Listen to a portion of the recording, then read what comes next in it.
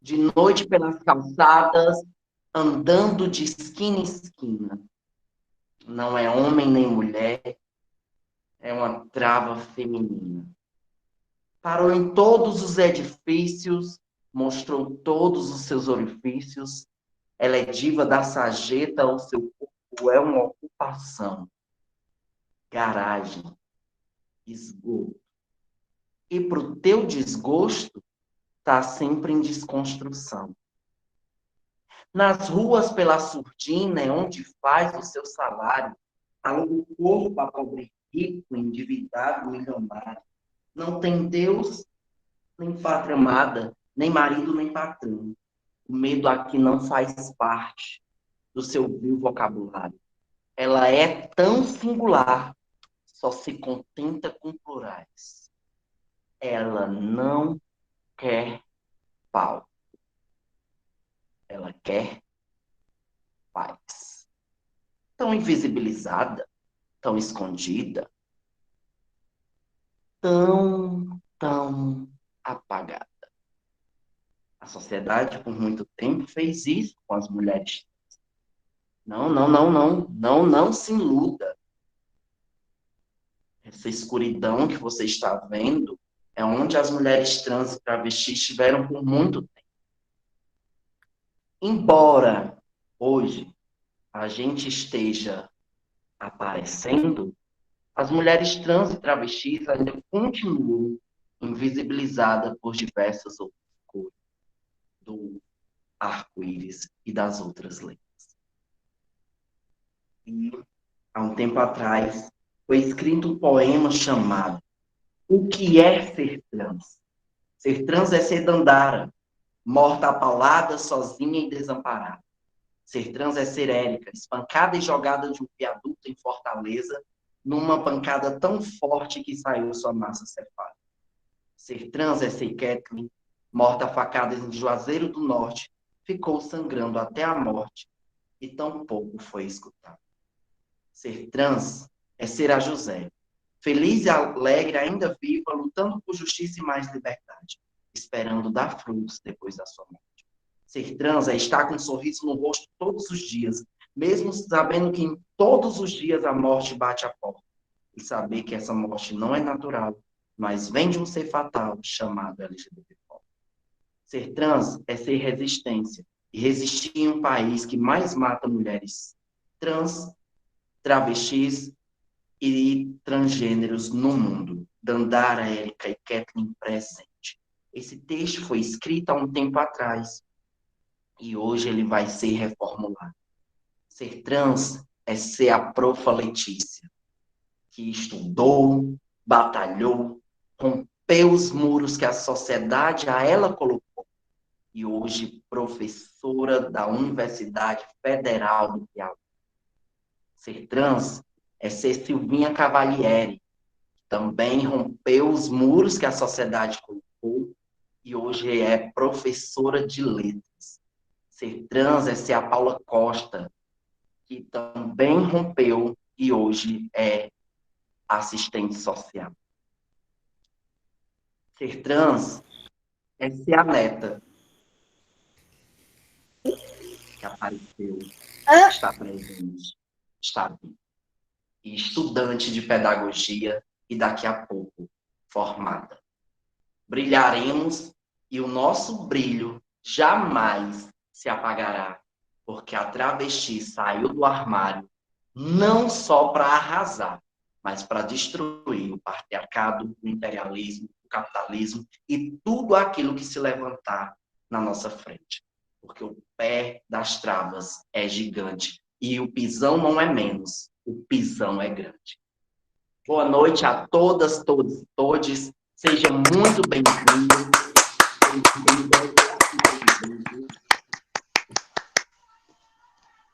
É com muita honra que dou início a esse evento maravilhoso, né? E queria aqui me apresentar. Meu nome é José Honorato Batista Neta, sou estudante de pedagogia da Universidade Estadual do Ceará, escritora, poeta, performer, atuo no teatro e na dança, sou conselheira estadual e municipal pelo direito da Mulher e conselheira estadual pela promoção da igualdade racial. Faço parte de 9 movimentos, atuo na defesa da vida com o projeto Ano Amarelo e faço parte de várias outras lutas no combate à violência contra a mulher. Vamos iniciar nossa aula pública chamando, antes de eu iniciar a aula pública, eu queria dizer aqui que esse evento, né, está sendo colocado aqui pelo NA, que é o Núcleo de Apoio, que é o Núcleo de Acolhimento Humanizado às Mulheres em Situação de Violência na UES. Foi criado no dia 8 de março de 2017, a partir da organização e luta das estudantes da Universidade Estadual do Ceará contra o machismo e a violência de gênero no ambiente universitário. O NA surge com a desafiadora missão de combater e prevenir a violência contra a mulher dentro da UES. E, para isso, se constrói um coletivo gestor, do qual faz parte 4 assistentes sociais, uma psicóloga, 3 estagiárias e bolsistas do curso de Serviço Social, Psicologia, Pedagogia, entre outros. Desde a sua criação, o NA vem conquistando visibilidade e reconhecimento social dentro e fora da UES, por suas ações educativas e de prevenção à violência de gênero, desenvolvidas em parceria com o coletivo feminista, grupos e laboratórios de pesquisa e cursos de graduação e pós-graduação dentro da universidade. E, principalmente, por ser um espaço pioneiro no acolhimento humanizado a mulheres em situação de violência dentro da Universidade Estadual do Ceará. Então, desde já agradeço a presença e desejamos a todos uma boa aula. E aí eu quero apresentar aqui para vocês a professora, né, que vai aí estar mediando a mesa, que é a professora Paula Fabrícia Brandão, professora da UES, doutora em Sociologia pela UFC e pesquisadora na área de gênero, gerações e sexualidade. Paula coordena o curso de Serviço Social e é professora do mestrado acadêmico em Serviço Social, mas também é integrante do Núcleo de Acolhimento Humanizado em Situação de Violência do Laboratório de Direitos Humanos, Cidadania e Ética, LabVida, e da UES, e colunista semanal do Bendito, no qual trata de debates de gênero, feminismos e sexualidades. Também quero apresentar a profa Letícia, que é... Aqui com a colinha, viu, gente? Pelo amor de Deus. Deixa eu só ver aqui. A professora Letícia Carolina do Nascimento, primeira professora trans da UFPI, doutora em educação da UFPI, ativista do Acolhe Trans e do Fonatrans. Letícia é autora do Transfeminismo, o 10º livro da coleção Feminismos Plurais, da Djamila Ribeiro. Sejam todas, todos e todes muito bem-vindos e boa aula. Boa noite. Boa noite a todos, todas e todes. Gostaria de agradecer com muito entusiasmo a presença da professora Letícia Nascimento, que está aqui hoje para iluminar um pouco a nossa aula pública, né? Que é uma aula aberta para toda a comunidade uesiana, mais especificamente os discentes e as discentes e docentes da graduação e mestrado em Serviço Social. Eu estou vendo aqui todos e todas e todos aqui, está muito bonito, já estou imaginando a gente naquele auditório central, lotado presencialmente, quem sabe isso acontece no próximo semestre, né? Gostaria também de agradecer a toda a articulação e acolhida dessa casinha, que é para nós um núcleo de acolhimento humanizado, as mulheres em situação de violência na universidade, núcleo esse que nos dá muito orgulho de fazer parte, de compor, junto com professoras e estudantes, esse espaço. E também agradecer ao Lab Vida, que é o Laboratório de Direitos Humanos, que também está no apoio dessa atividade, na qual eu faço parte do Lab Vida, né? Então, querida Letícia, muito obrigada. Sinta-se acolhida e abraçada por todos nós. Queria lembrar a vocês que essa aula pública foi uma iniciativa, tá, Letícia? Do nosso colegiado de serviço social para diminuir o lugar de obscurantismo que as universidades têm sido colocadas nesse momento em que estamos vivendo, né? Nós não estamos aqui com os pés assentados no chão da nossa UES, mas à distância devido a essa pandemia, mas seremos... Só um minuto. Seremos movimento e resistência em busca de falar, discutir e dar nome às tentativas de rechaçar determinadas vivências. Essa é a última aula pública da minha gestão, junto com a professora Cristiane, né? Já estamos na segunda gestão aqui, há 4 anos estou na universidade, à frente do curso de serviço social. Tiramos essa necessidade de aulas públicas como resistência, e já tivemos várias aulas públicas sobre a universidade como lugar de enfrentamento, as questões indígenas, mulheres na política, já tivemos uma aula sobre a questão da ideologia de gênero, e hoje vamos fazer essa reflexão sobre o transfeminismo como parte de um projeto de fazer refletir e pensar, e que isso ninguém tira de nós. Nossa gestão também tivemos a satisfação de ter implantado a disciplina de questão étnico-racial, ministrada em seu primeiro semestre pelas professoras Elma Madeira, que aqui está presente. Obrigada, Elma, pela sua presença, querida. Professora Duane também. Também tivemos a oportunidade de, já pelo segundo semestre, ministrar a disciplina de Relações de Gêneros e Feminismos. Eu e professora Socorro Ostern, que também está aqui presente com a gente, os estudantes e as estudantes das disciplinas que também fazem parte desse grupo que aqui está. Inclusive, essa aula ela foi transferida, né, do dia de hoje para que a Letícia pudesse falar sobre essa questão. E aí, Letícia, para passar a fala para você, quando a gente lê seu livro, tem uma questão que eu acho que é fundamental, que é uma pergunta, é um texto que nós já, inclusive, discutimos no nosso grupo de estudo de interseccionalidades do NAR, que é o texto que a Sojourner Truth, né, pergunta: e eu não sou uma mulher? Né? Sojourner Truth, para quem não conhece, é uma ex-escrava, a única mulher preta que, numa convenção nos Estados Unidos, com mulheres e homens brancos, ela é questionada. Por que vocês estão querendo voto? Vocês querem direito ao voto se vocês precisam de homem para tudo, para pular uma poça de lama, para embarcar sozinha numa carruagem, sempre precisa de um homem para conduzir vocês? E Sojourner Truth diz: então, isso não acontece comigo. Eu nunca fui ajudada por um homem em tais circunstâncias. Então, ela disse: pelo contrário, eu trabalho tanto quanto um homem na agricultura, eu aguento tanta chicotada quanto eles. E aí ela pergunta: por acaso eu não sou uma mulher?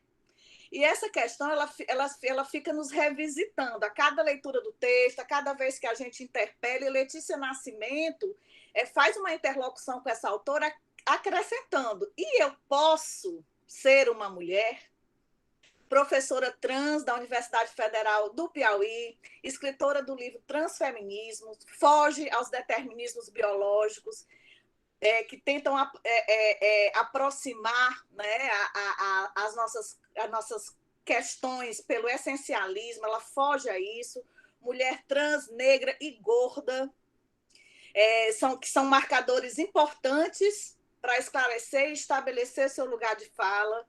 Sua escrita é tão marcada pelas questões pela presença dos ancestrais, da sua ancestralidade, quanto a escrita de Carla Cotirene, né, que acabamos também de discutir esse texto em nossa sala, em nossas salas de aula. Então, Letícia, parte da sua própria experiência, da sua carne, para falar sobre os espaços de trânsito entre o masculino e o feminino, desde tenra infância. Letícia, eu fiquei muito emocionada quando eu li o seu livro, que você fala das brincadeiras, as brincadeiras de roda, as brincadeiras de boneca, e eu lembrei muito também da minha infância aí na nossa cidade, em Parnaíba, né, no Piauí, e que você fala desse olhar afetuoso que sempre teve da sua avó, né? E aí eu lembrei da minha avó também, que mora aí, uma e a outra já faleceu. E quando você fala muito, de uma forma muito bela sobre esse lugar de acolhimento do feminino, né? O lugar de acolhimento do feminino é sempre embaixo da saia da avó, das tias, das mães, né? Das amigas, que são esses espaços que a gente consegue fugir, né, dos lugares de violência. Então, Letícia, mais uma vez, obrigada por você estar aqui. Desculpe os nossos contratempos, mas tenho certeza que será uma noite muito rica. E eu passo a palavra para você com muita alegria, tá, Letícia? E fique à vontade para nos contemplar aqui com a sua fala sempre muito rica e brilhante. Um abraço, querida. Obrigada, professora Paula, pela acolhida tão carinhosa. Agradecer ao NADA UES também pelo convite para a realização dessa aula pública, né, na Universidade Estadual do Ceará, que é uma universidade a qual eu tenho bastante carinho por ter amigas que são professoras na UES e também por acreditar na necessidade das trocas de saberes entre universidades nordestinas, né? Nós, enquanto professoras, professores, pesquisadoras e pesquisadores do Nordeste, passamos por um processo de apagamento, né, de não reconhecimento das nossas potencialidades epistemológicas. Então, é fundamental que nós possamos realizar trocas entre essas instituições para fortalecer, né, mutuamente, um fortalecimento mútuo. Queria também agradecer a acolhida feita pela Neta, que é uma amiga muito querida. Já havia conhecido Neta em outra oportunidade, em outra atividade realizada pela UES, no curso de pedagogia, né? Acompanho a Neta nas redes sociais também, e é uma grande potência, né? E eu tenho uma alegria muito grande dela ser aluna do curso de pedagogia e de ser uma futura pedagoga, que é a profissão que eu escolhi para mim, tá? Queria saudar também rapidamente a professora Zelda, a quem conheci recentemente numa live com o Baba Lincoln. Saudar também a Cristiane Marinho, que está conosco, né, e também está nessa função de coordenação junto ao curso de serviço social. Prazer é meu. Saudar a querida Fernanda Costa também, que a conheço aqui de Parnaíba, tem um trabalho excelente dentro do serviço social, dentro dos feminismo, né, em especial no acolhimento de mulheres em situação de violências. É um prazer tê-la aqui conosco. E a todos e todas os alunos e alunas e demais corpo docente da Universidade Estadual do Ceará. Fazendo essa introdução toda, deu até saudade da gente estar numa aula pública dentro da universidade, porque é esse o protocolo que a gente segue quando inicia uma atividade pública, uma palestra dentro dos auditórios, né? Primeiro fazer uma fala introdutória, agradecendo o convite, ressaltando as pessoas, né, que temos algum tipo de relação e que estão conosco aqui, participando da atividade. Acredito que muitos e muitas já me conhecem, né? A Neta também fez uma apresentação maravilhosa, né, de leitura da minha mini biografia, né? Mas para quem não me conhece, eu sou a Profa Letícia, né? As pessoas costumam me chamar muito assim hoje em dia, porque além de professora, o meu Instagram é Profa Letícia, então as pessoas acabam usando o Profa Letícia do Instagram para se referir até mim, né? Eu demorei um pouquinho a entender porque que as pessoas sempre faziam questão de me chamar de Profa Letícia. Depois eu entendi que era por conta do Instagram. Eu não me incomodo, né, de ser chamada de Profa Letícia, gosto, né, bastante. É que algumas pessoas eu acho estranho porque eu tenho uma relação mais do que mais próxima, né? Quem me conhece sabe que eu não tenho apego a nenhum título, a nenhuma formação acadêmica também. Eu sou completamente desapegada desses processos de titulação. Eu encaro a necessidade de ter um título como uma disputa dentro do espaço acadêmico. Então, eu não preciso ser doutora, não é uma necessidade ontológica minha, uma necessidade de ser. É uma necessidade de disputar dentro da universidade, que historicamente é um lugar que exclui, historicamente é um lugar que determina que tipos de conhecimentos são válidos e que tipos de conhecimentos não são válidos.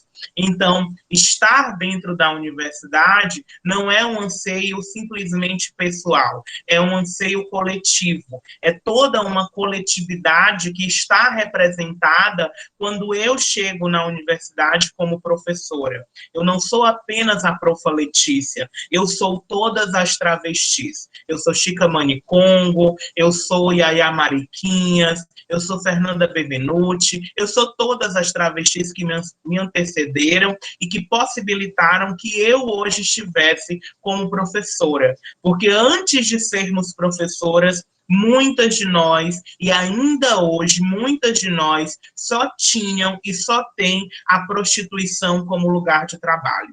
E aqui a minha questão não é fazer um juízo moral acerca da prostituição, mas entender que nós não podemos aceitar uma sociedade que acredita que uma travesti só pode ser prostituta. Nós não podemos ser apenas prostitutas. Nós podemos ser quem nós quisermos. Nós podemos ser putas e temos muito orgulho das travestis putas. Foram elas que abriram os caminhos dos movimentos sociais e que possibilitaram que eu seja hoje professora. Se hoje tem uma professora travesti, é porque primeiro teve uma travesti puta. Uma puta travesti que chutou a porta dentro da política hegemônica e pautou a necessidade de visibilizarmos as travestis como seres humanos, como pessoas de direitos, como pessoas que podem ter uma oportunidade educacional e serem acolhidas, inclusive dentro do serviço social, né? As pessoas, às vezes, podem acreditar que essa discussão de gênero, essa discussão acerca das travestilidades ou acerca das questões étnico-raciais, elas não fazem parte do serviço social, elas não deveriam fazer parte do serviço social. Mas eu digo com toda sinceridade, mesmo sem ser uma profissional do serviço social, mas digo com toda sinceridade, se você realmente acredita que gênero não tem nada a ver com serviço social, que raça não tem nada a ver com serviço social e que classe não tem nada a ver com serviço social, saia desta profissão, porque ela não diz respeito a você. Porque quem quer estar no serviço social vai atuar principalmente com sujeitos e sujeitas que estão em situações de vulnerabilidade social, que estão em situações de perda de direitos sociais, de direitos civis. Então, essa atuação vai exigir que essas profissionais, elas tenham uma sensibilidade, ao menos uma sensibilidade para tratar sobre essas questões. antes de nós entendermos sobre metodologias, antes de nós entendermos sobre epistemologias, a primeira coisa que um assistente social, e isso eu digo para os meus alunos e para as minhas alunas na pedagogia, a primeira coisa que um pedagogo, uma pedagoga deve ter e que um assistente social deve ter é sensibilidade. Porque nós trabalhamos com outras pessoas. Nós trabalhamos com seres humanos. E sem essa capacidade de sentir esse outro, essa outra, ou essas outralidades, que é um conceito que eu trago no livro, sem essa sensibilidade, nós não vamos conseguir desenvolver um bom trabalho, né? Hoje é um dia especialmente triste. Acho que vários dias são tristes para nós. Eu acho que o tempo todo nós, enquanto mulheres, enquanto travestis, enquanto pessoas negras, precisamos colocar a dor debaixo do tapete para continuar vivendo, em vários momentos, né? E o caso de ontem, termos uma mulher negra grávida assassinada. Hoje de manhã, meio-dia, enquanto preparava o almoço, assistindo o julgamento da companheira Selene, aqui no fórum de Luiz Correia, que é a cidade onde eu trabalhei, e vendo o quanto é cruel que nós tenhamos que submeter a um julgamento e tenhamos que comprovar que aquela vítima foi retirada por machismo, quando na verdade é algo tão óbvio. E você gastar toda uma energia pública, que entendo que todo acusado merece ter uma defesa, né? Mas é extremamente cruel que a gente tenha que passar por tantos procedimentos para punir alguém que visivelmente e perceptivelmente, e com todos os recursos que nós temos disponíveis, é culpado por a morte de uma mulher, e os motivos todos nós sabemos. Não é por acaso que uma mulher negra grávida foi baleada. Não é por acaso que a Selene foi morta pelo marido com 26 facadas. 26 facadas.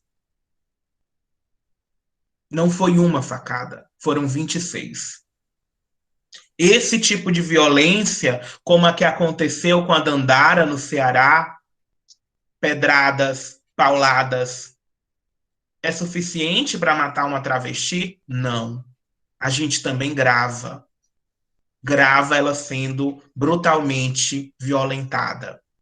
E depois de tantas pauladas, tantas pedradas, tantos chutes e murros, ela ainda é alvejada com tiros. Esse requinte de violência, ele não é por acaso, ele não é ao acaso. É uma violência que está estruturalmente nas nossas relações sociais, por uma sociedade que entende a negritude como algo inferior, como algo que não é humano, que entende as feminilidades, as mulheridades como algo que também não é humano. Nós somos bichos, nós somos animais. Esse é o lugar que a branquitude nos colocou e ainda hoje nos coloca. Esse é o lugar que a colonialidade nos colocou. Nós não somos animais, nós não somos seres humanos, nós somos animais.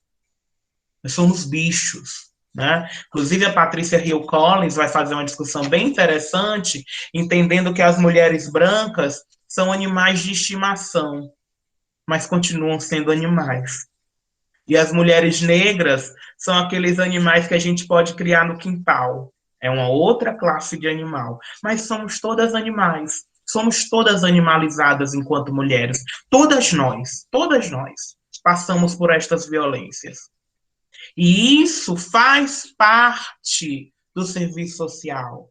Como é que eu vou ter sensibilidade para falar, para conversar com uma mulher que é vítima de abuso sexual, que é vítima de violência física pelo marido, violência psicológica pelo marido, e não tem forças de denunciar? Como é que a gente vai conseguir fazer um atendimento desse? Ter uma escuta qualificada, escutar o que essa mulher tem a dizer e não julgar. Não é simplesmente dizer, mulher cria vergonha e vai denunciar teu marido. Não é esse tipo de escuta que uma vítima de violência precisa. Não basta simplesmente dizer, vá denunciar. Porque quem sofreu violência já sabe o quanto a violência emudece a gente. O quanto a violência desestabiliza a gente. Eu mesma, mesmo estudando tanto, acompanhando tanto, tem momentos que quando eu sofro a violência, eu fico olhando estática, sem entender o que está acontecendo naquele momento. Então é um momento que nós precisamos ser acolhidas. 54% da população brasileira é negra. 54%. Então, por que o serviço social não é enegrecido? Se a gente entende que nós precisamos pensar no nosso público-alvo para entender que tipo de formação eu vou ter, e a maioria da população é negra, é óbvio que o componente étnico-racial deveria fazer parte da nossa formação. Quer dizer que 54% das pessoas que eu posso assistir enquanto assistente social são negras. E por que a gente não discute raça dentro do curso de serviço social, dentro do curso de psicologia não se discute, dentro do curso de pedagogia não se discute? São sempre disciplinas pontuais. É sempre uma professora que, inclusive, geralmente é negra e que tem interesse de ministrar a disciplina. Porque lá, sei lá, vou inventar aqui uma disciplina do curso de vocês, lá em tópicos especiais do serviço social, ninguém pode falar de raça. Raça não tem nada a ver com isso. A gente discute raça na disciplina de raça. Na introdução ao serviço social, também ninguém fala de raça. Não é algo importante, né? Na minha área, a gente tem a mesma coisa. A história da educação, ninguém fala da história da educação negra. Não tem. Ninguém conhece a história da educação negra. Então, nós ainda estamos nesse momento de entender que a nossa formação dentro das nossas universidades, ela é eurocentrada, ela é brancocentrada, ela é machocentrada, ela é ciscentrada. E eu estou cansada de ler homens brancos. Cansada. Cansada de ler mulheres brancas. E a gente lê menos em comparação aos homens. Mas as mulheres brancas conseguiram ter mais acesso à educação, o que possibilitou que elas produzissem mais, mas ainda são invisibilizadas. Não deixemos nos enganar achando que as mulheres brancas têm o mesmo nível de importância dentro dos estudos acadêmicos que os homens brancos. Não tem. Não tem. Mas elas tiveram acesso anterior à educação. Isso a gente entende na própria história do feminismo, quando já no século XVIII e no século XIX, principalmente no século XIX, surgem os primeiros jornais feministas, conduzidos por quem? Por mulheres brancas. E começaram a entender a necessidade da educação, não apenas para elas, mas para todas as mulheres. E aí esse todas, óbvio, primeiramente todas as mulheres brancas, e depois a gente vai alargando a compreensão para entender que mulheres negras também devem ser alfabetizadas. Porque a alfabetização para a população negra e para a população pobre, ela chega muito tardiamente. A gente acha que a educação já é um direito há muito tempo, e não é. Na década de 30, que a primeira vez nós vamos ter um Ministério da Educação e que a gente vai começar a entender que a educação deve ser um direito para todos e todas. Na verdade, é na década de 30 que muitos dos serviços sociais vão começar a ser estruturados. partir do governo de Getúlio Vargas. Então, ali, olha só, a gente ainda não está falando, nós não temos nem 100 anos que os direitos sociais começaram a passar por uma ampla conquista. Nem 100 anos. Isso é um estalo para a história da humanidade, para a história brasileira. Um estalo. Nós ainda estamos tentando entender que pessoas negras, que travestis, que mulheres são seres humanos dignos de direitos. Ainda estamos entendendo isso. Porque é uma conquista recente. Mas cansa. Cansa. Porque apesar de ser recente, muitas de nós já está batalhando por isso há muito tempo. Há muito tempo. E o tempo todo parece que a gente está voltando atrás. O tempo todo parece que a gente precisa estar se explicando do porquê que é importante ter uma travesti na universidade, do porquê que é importante ter uma mulher negra professora de uma universidade. E isso cansa demais. E nesse cansaço, as pessoas que querem entender mais sobre essas questões, elas precisam também se movimentar. Precisam se movimentar. A gente tem que deixar de preguiça cognitiva. Se eu entendo muito sobre gênero e sexualidade, é porque eu estudo isso há 10 anos. 10 anos estudando isso. Para que a gente entenda de alguma coisa, nós precisamos estudar. A gente precisa ler. Ah, eu não gosto muito de ler. Tem muito filme LGBT. Tem muito filme sobre questões étnico-raciais. Tem muita gente gravando vídeo no Instagram. Tem muita gente postando material formativo no YouTube. Procura. Procura.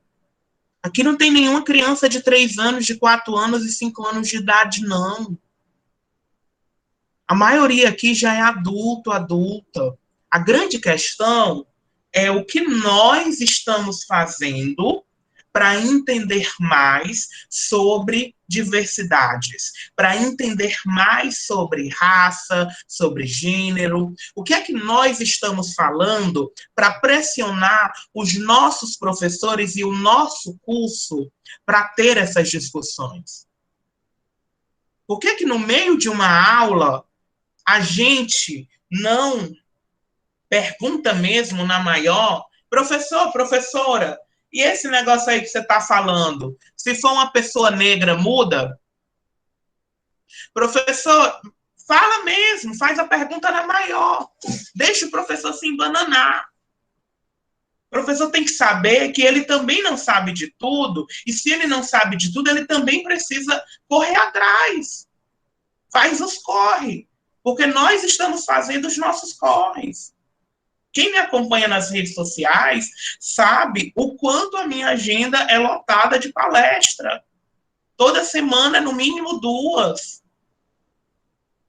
Né? Às vezes a gente cansa, mas a gente entende que é importante. Né? Nos últimos meses eu tenho estado bastante por conta da divulgação do nosso livro, que eu vou já comentar mais um pouco para vocês, né, do livro Transfeminismo. Tá? Então eu até digo assim, eu nem posso reclamar que estou fazendo muita atividade porque eu estou divulgando o livro. Né? Então... Mas tem vezes que não dá. Inclusive, eu já agendei minhas férias de julho, né? Já pensando em julho, eu vou tirar um tempo off, porque não dá, não dá. Tem um momento que a travesti também cansa, né? A travesti quer um dia na casa de praia, só para ela se banhar, né? Porque cansa. Todas as horas, né? Comentaram aqui no chat. Deixa eu abrir o chat de novo, que eu havia fechado. Vou botar meu óculos, que eu sou meio cego. Quem quer vai atrás, né? Estamos cansados de servir de wiki preta e wiki trans, o Matheus comentou. É isso, né? Não dá mais para a gente ficar... E aí, não é dizendo assim que a gente não quer compartilhar, que a gente não quer conversar sobre. A gente faz isso. Na verdade, a gente já está fazendo isso há muito tempo, né? A pessoa diz assim, quando a gente diz assim, vá procurar no Google, vá fazer suas pesquisas, vá fazer seus corre. Aí a outra pessoa, mas você deveria ser mais educada, mais didática e ensinar as outras pessoas. Meu amor, eu já faço isso. Eu já faço. Olha lá no meu currículo Lattes, quantos textos eu já publiquei sobre essas questões. Vai lá ler. Vamos lá. Eu já estou fazendo. Agora não dá para a gente ficar com essa missão só para a gente. A branquitude, ela precisa assumir o seu lugar de branquitude. A masculinidade precisa assumir os seus lugares de masculinidade. Entender que ser homem neste país lhe dá trânsitos que para muitas mulheres é impossível. Seja um homem branco, seja um homem negro. Os trânsitos são diferentes. Mas, em geral, homens possuem mais trânsitos do que mulheres. Então, a gente precisa entender que ser cisgênero, cisgênera, também dá um outro trânsito para cada um de nós. A gente precisa assumir. Tem um livro da Grada Quilomba, que eu gosto muito, eu acho que o meu não está aqui agora, que é Memórias da Plantação, onde ela vai comentar que essa vergonha que a branquitude sente por ser branca é um primeiro sinal da tomada da consciência. Não dá para você que é branco, branca, lutar contra o racismo se você ainda não entendeu que a sua cor de pele te traz privilégios. Eu gosto da palavra privilégios. Eu acho que a gente tem que usar mesmo. Tem algumas pessoas que dizem que nem todo mundo tem privilégio, que mulher nunca tem privilégio. Eu acho que a gente tem e não tem privilégio o tempo todo. Se a gente pensar bem, nós vivemos num país onde quem consegue ter 3 refeições por dia é privilegiado. Eu como todo dia, então para mim isso já é um privilégio. Porque não é todo mundo que consegue ter 3 refeições por dia.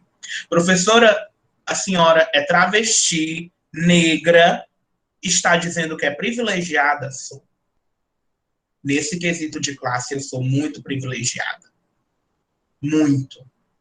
Só de entender que se eu sair agora dessa palestra, eu tenho que comer na minha geladeira, para mim isso é um privilégio que uma parte da população brasileira não tem. Lamentavelmente. Porque, inclusive, nós voltamos para o mapa da fome. O Brasil havia saído do mapa da fome e voltou. Por conta dos retrocessos em políticas públicas e em políticas sociais que esse país está vivendo desde 2016. Então, nós precisamos assumir os nossos privilégios. Professora Letícia, eu passei no vestibular na primeira tentativa. Sempre estudei em escola particular. Você acha que eu sou privilegiada? É. Demais. Demais. Professora Letícia, eu falo inglês, eu falo um outro idioma. É privilégio? Isso é. Principalmente se você foi matriculada desde a adolescência numa escola de inglês. Isso é privilégio demais. Nem todo mundo tem. Não quer dizer que você não seja vulnerável, não quer dizer que você não seja violentada. Ter alguns privilégios não significa que nós não vivemos violências. Ninguém não. Mas porque tem uma parte aí, uma casta da nossa sociedade, esse 1%, né, que é super rico, que é completamente privilegiado, né? Agora, as outras pessoas, elas sempre vão ter alguns privilégios e algumas violências. E aí a gente tem que tomar consciência disso. Eu tenho um casal de amigos que ela é branca e ele é negro. E às vezes ele fala para mim assim, eu digo logo para ela ir, porque ela é branca e vão atender ela bem. Se eu for, o atendimento é outro. Ele já percebeu isso. que sempre quando ele pede algo, às vezes num restaurante ou em algum serviço de atendimento, ele não é tão bem atendido quanto ela é atendida, por ser uma mulher branca. Mesmo sendo mulher, em alguns momentos o fato dela ser uma mulher, mas ser uma mulher branca, acaba dando uma outra entrada naquele estabelecimento. Porque a gente espera que num restaurante estejam mulheres brancas. A gente não espera que esteja gente preta em alguns restaurantes, travesti sentada para comer num restaurante. Isso é um pouco estranho, né? Infelizmente, não deveria ser. Por isso que eu adoro fazer exposição educativa da minha imagem, né? Lá na UFP, aqui em Parnaíba, quando eu trabalhava aqui, lá em Floriana eu também faço isso, né? Tinha momentos que eu não estava na minha sala e eu ia dar uma volta no horário do intervalo, só para passear nos corredores da universidade, só para as pessoas verem que tinha travesti lá dentro. Eu tinha prazer de fazer isso, sabe? Aí eu inventava de ir nas coordenações, que eu era vinculada, né? Porque às vezes eu dava disciplina em outro curso. Aí eu passava de coordenar. Oi, professor, tudo bem? Nossa, como é que tá? Tem um cafezinho? Vamos tomar um café? Só para ir lá nas coordenações, para o povo ficar olhando assim. E quem é essa daí? É a professora travesti. É travesti, ela é? Adoro, eu adoro fazer isso, adorava, né? Quando estava não estava na pandemia. Porque as pessoas têm que entender que tem travesti nos lugares, né? E tem que respeitar a gente, que geralmente eu também dou logo a carteirada, né? Eu digo logo, meu nome é Letícia Carolina, que é para as pessoas entenderem como é que tem que me chamar, né? E quando falam no atendimento senhor, aí eu digo senhora, senhora. Eu nem gosto desse nome senhora, eu acho horrível. Mas, enfim, eu falo só para as pessoas entenderem que tem que me tratar como senhora, né? Inclusive, é um respeito que a gente tem que ter pelas pessoas, por todas, né? Envolve, inclusive, a não binaridade, o gênero fluido, os pronomes neutros. É sempre perguntar, quando você tem dúvida, sempre perguntar como a pessoa gosta de ser chamada. E não se referir a ela nem no masculino, nem no feminino, até que você tenha certeza. Primeiro você pergunta o nome. Qual o seu nome? Como devo lhe chamar? Vocês perceberam que na construção da pergunta, como devo lhe chamar, não existe nenhuma marcação de gênero? Nenhuma. É muito simples não errar o pronome, gente. É só perguntar. Sentiu dúvida? A pessoa começou a conversar com você. E você sentiu dúvida? Então você pergunta. Você pergunta, como devo lhe chamar? E a pessoa responde. Se você achar que mesmo com o nome que a pessoa passa, você não tem certeza, porque nem sempre o nome dá uma segurança. Às vezes dá. Né? Porque se eu digo que meu nome é Letícia, a gente entende que é um nome feminino, mas existem algumas pessoas que preferem os pronomes neutros, né? Mesmo com o nome Letícia ou com o nome Romeu. Mas aí a gente pode complementar. Mas a primeira pergunta é como devo lhe chamar. E aí, certo, Letícia? Você gosta que a gente use os pronomes ela, dela? A pessoa confirma? Pronto, você já sabe. É Letícia e ela gosta de ser tratada no feminino. Né? Pronto, ali você já pode desenrolar uma conversa com a pessoa. É muito simples. É só a gente ter sensibilidade e sempre perguntar como deve tratar a pessoa. Principalmente nos casos que a gente sente dúvida. Que a gente percebe que a performance da pessoa traz alguns elementos que a gente não entende dentro de um padrão binário de gênero. Aquela pessoa ali, eu estou vendo um pouco de barba nela, mas ela tem um cabelo comprido, está usando um vestido, parece homem, mas parece mulher, não sei, o que será? Mas não sou eu que tenho que determinar a identidade dela. É ela que tem que dizer quem ela é. que é o conceito de autodeterminação, que também está explicado no nosso livrinho Transfeminismo. Conceito de autodeterminação é quando nós entendemos que é a pessoa trans que determina a própria identidade. E é dentro do coletivo de pessoas trans que nós reconhecemos as nossas identidades, porque nenhuma identidade ela é individual. Ninguém é negro sozinho. Existe um coletivo negro, um coletivo que entende o que é que pertence à nossa raça.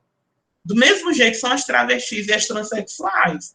Nós temos um grupo, um coletivo, e entre nós discordamos de algumas coisas, mas nós concordamos em outras. E nós estabelecemos o que é que nós entendemos por travestis, por transexuais, se há diferença, se não há. A gente entende que não há essas diferenças em termos de é mais uma afirmação, o que é que você deseja se afirmar enquanto pessoa, né? Então, somos nós que determinamos as nossas identidades. E aí a gente precisa respeitar esse lugar do outro, da outra, das outralidades, em afirmar quem elas são, né? Gente, a gente já são 8h30, né? Então, vou encerrar a fala por aqui, para que a gente possa abrir para as perguntas, porque aí, nas perguntas, vocês podem me direcionar o que é que vocês desejam, né? Que eu comente de um modo mais específico, né? Então, só para concluir essa primeira introdução, né? Esse é o nosso livro, Transfeminismo, é o 10º volume da coleção Feminismos Plurais, que é uma coleção organizada pela Djamila Ribeiro, né? O livro encontra-se à venda no site da editora Jandaíra, também em outros sites, né? Também tem o Kindle, né? Você pode comprar o Kindle ou em formato e-book, né? Na Amazon tem o Kindle, acredito que em outros formatos também ele esteja sendo vendido, né? E tem na Amazon, tem vários locais de venda. Não sei se em Fortaleza alguma livraria física está vendendo. Depois eu vou tentar entrar em contato, né? E meu Instagram é @profaletícia, tem na Americanas. Eu fiquei espantada que tinha até no site do Magazine Luiza, que eu nem sabia que o Magazine Luiza vendia livro, meu Deus. Mas outra vez, a louca, né? Ela foi se procurar no Google, né? Eu coloquei no Google meu nome e o nome do livro para ver o que é que acontecia. E aí apareceu lá, vendas, Magazine Luiza. Eu digo, gente, nós chegamos até no Magazine Luiza. É o auge da travesti ser vendida no Magazine Luiza. Então, é isso. Então, vocês, né, que têm interesse nas discussões, né, de gênero, de travestilidade, fica aí. Eu sei que, por mais que seja um livro que, para mim, é acessível, eu sei que não é acessível para todos e todas. E isso dói um pouco, porque eu queria que todos e todas pudessem ler, mas eu sei que tem gente que precisa escolher entre comprar um livro ou comprar o almoço. Então, a dica que eu posso dar é: vamos fazer uma economiazinha, tentar diminuir um pouquinho, né? Se puder deixar de tomar aquela cervejinha, mas se não puder, tome a cerveja, que é importante também, viu? Tem textos meus publicados em revistas que vocês podem baixar para ler, e deixa o dinheirozinho para comprar cerveja, que às vezes a cerveja é bom para a nossa saúde mental, né? Então, tá ficando gravado isso, a professora Letícia dizendo para os alunos beberem, mas só depois de cumprir as atividades universitárias, tá? Depois de cumprir as atividades da UES, aí pode, tá bom? É isso. Letícia, mulher, tu é escândalo, viu? Só para te dizer que nós vamos tomar essa cerveja quando eu for aí no final de semana, viu? Eu sou uma pessoa já metade vacinada, já tenho a primeira dose. Vamos aglomerar. Letícia, querida, amei a sua apresentação, que você consegue fazer esse link com a nossa profissão, que é muito importante. Dizer para você que eu também consegui o seu livro né, consegui comprar aqui rapidamente, porque eu tinha que ler, eu queria ler logo, e vi que o negócio ia demorar um pouco, e aí eu disse, não, eu sou muito aperreada também, já fui atrás. Mas, Letícia, a gente pretende fazer um bloco de perguntas, e aí as pessoas já podem se inscrevendo, quem quiser falar também pode falar. E eu queria te perguntar uma coisa, assim, pela leitura do teu livro, e aqui já também contribuindo com as nossas, com as meninas que são da disciplina, e acho que tem, são quase 50 meninas, acho que não tem nenhum homem na disciplina, eu acho, nas relações de gênero, acho que não. Tem o Estênio, o aluno do Estênio. Então, nós estamos fazendo a discussão agora sobre feminismo negro e interseccionalidade. Interseccionalidade pela Carla Cotirene, e a próxima discussão será a partir da Patrícia Hill Collins, tá? E no teu livro tem um capítulo que você levanta uma polêmica, Letícia, que para mim faz todo sentido e que é de suma importância, que eu vivo me perguntando também sobre isso. Somos todas irmãs, né? Eu fico sempre me perguntando quem é que está segurando a mão de quem, né? E aí, quando você traz essa reflexão no seu capítulo, Mulheres Transsexuais e Travestis, The Outsiders Non-Sisters, eu gostaria de ouvi-la, porque eu acho que essa é uma questão fundamental para a gente pensar, e ainda mais depois da sua fala, tá? Que fala sobre outralidade, sobre qual o lugar que você ocupa nessa discussão. Então, eu acho que seria uma pergunta bem importante para a gente pensar, tá bom? Se você puder responder, e aí já fico aqui aguardando a inscrição dos e das estudantes aqui do curso, tá? A gente faz mais duas perguntas logo. O Estênio estudante, o Estênio professor não, o Estênio querido professor que está aqui não. Obrigada, Estênio. Tem mais alguém querendo fazer uma pergunta? Gente, se vocês não forem perguntar, eu vou, viu? Porque... Matheus, cadê o Matheus? Lindo! Pode ser pelo microfone ou pelo chat. O Neto abriu também.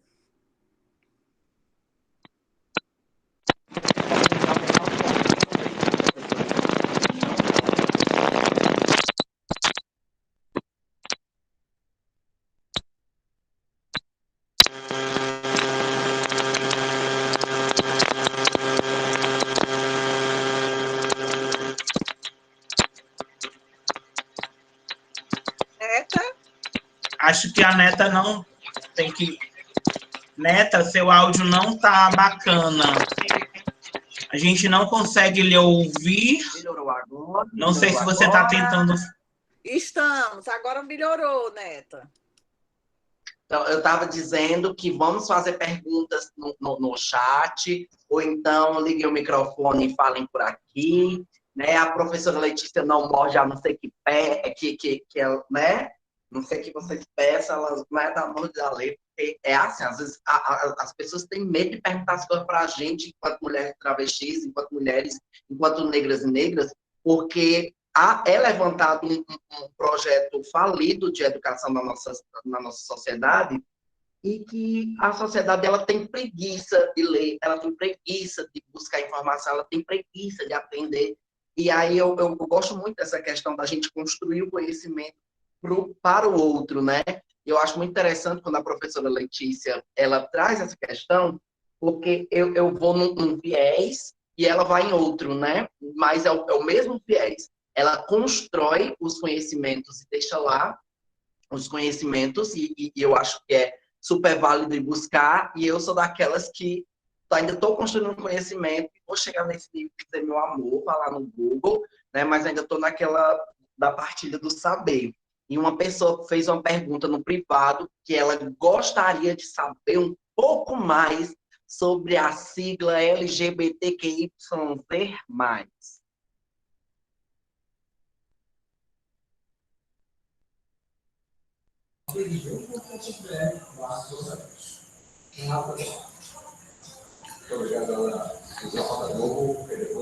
Pronto. Gente, Só Mas mais uma tem, pessoa, tem né? outra pergunta que é. Tem outra pergunta. A pergunta é da Islânia.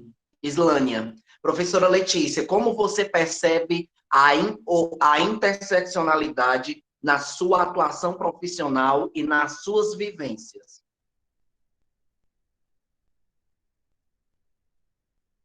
A gente faz mais a do Matheus, que levantou a mão, e a gente encerra com a dele para este bloco, tá bom? Matheus, por favor. Olá, boa noite a todos, todas, todes. Foi um ebó essa aula, essa apresentação. Meu axé para você, professora. Me acompanho aqui nas redes sociais, tem o seu livro, você é maravilhosa, incrível e assim, sem palavras. Eu queria que a senhora comentasse um pouco sobre a questão da dificuldade do feminismo radical ou de outras vertentes do feminismo, de conseguirem dar o acesso às mulheres trans na luta, até inclusive os homens trans também, na luta do feminismo e tudo mais. Sabe? Gostaria que a senhora comentasse um pouco mais sobre isso. Perfeito. Então, a gente encerra esse bloco. Eu vou tentar responder sucintamente, o que é algo difícil, porque eu falo muito, mas para que a gente possa ter o próximo bloco também, né? Já que a gente teve um atraso e que é justificável, porque a gente não consegue prever tudo, né? Mas para a gente poder tentar finalizar em torno das 9h15 no máximo, tá bom? Então, vamos lá. A professora Paula fala um pouco do capítulo, né, na verdade, esse texto que ela vai citar isso é um texto da internet, que é sobre as experiências outsiders, né, o outsider living, que é o que eu uso na base da construção desse capítulo, que é o segundo capítulo do meu livro, né, sobre o fato da gente não ser irmã. E aí, quem traz muito forte essa discussão da sororidade é a Bell Hooks, né? Inclusive no livro dela, O Feminismo é para Todo Mundo. O segundo capítulo do livro é A Sororidade Ainda é uma Arma Poderosa, né? Eu adoro esse título, né? Na verdade, eu uso muito.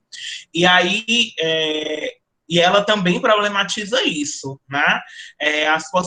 Quando ela fala a sororidade ainda é uma arma poderosa, é exatamente também querendo colocar que nós ainda precisamos apostar na sororidade, que nós ainda estamos construindo essa sororidade, né? Então, o questionamento que eu vou fazer é: nós não somos irmãs dentro do feminismo, porque muitas pessoas ainda têm dificuldade de nos entender enquanto mulheres ou enquanto sujeitas do feminino, sujeitas de feminilidade, porque são duas questões diferentes.